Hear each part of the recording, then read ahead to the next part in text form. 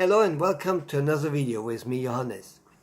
Today I want to talk about a question that I posed recently, which was how to make a blind person see that doesn't think they're blind.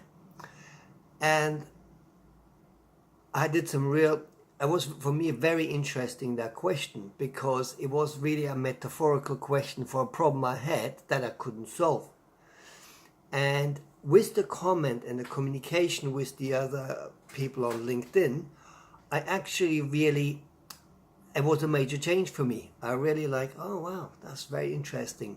And it totally put a new spin on it. And before, when I was posing the problem, it was as big as trying to make a blind person see the color red who doesn't think they're blind. It was as big as that. And after communicating with you guys, it became smaller and smaller and smaller, and I suddenly realized it was a simple question of marketing or education. In marketing, you daily are faced with trying to make somebody aware of your product that doesn't necessarily even think that there is a need for that kind of product. And in education, it's the same thing. You're trying to teach somebody information which, well, you perhaps know it is important for him to know, but he doesn't know that. He might not think that's important for him at all. So it really showed to me very nicely that by communication, a big problem suddenly became smaller and smaller and smaller.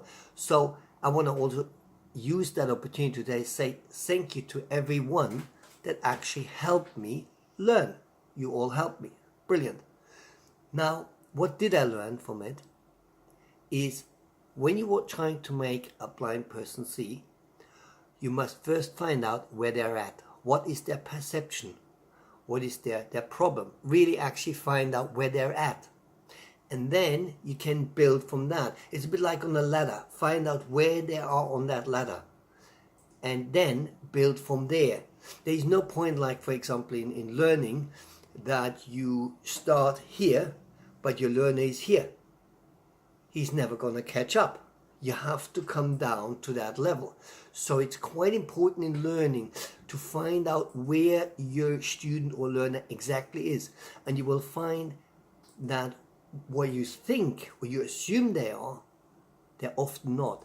Especially if the course, for example, if he doesn't move through his course, or if things are not happening and you encounter certain problems, then almost always you thought they were at a level where they're not. That could of course be the other way around as well. You could, for example, expect that level, but they're here. Instant boredom. Well, I already know all that. So that was really one of the most important thing. And the second part really is that communication actually can solve problems, and it really became real to me. So thank you very much for that. I hope you liked that video, and talk to you soon.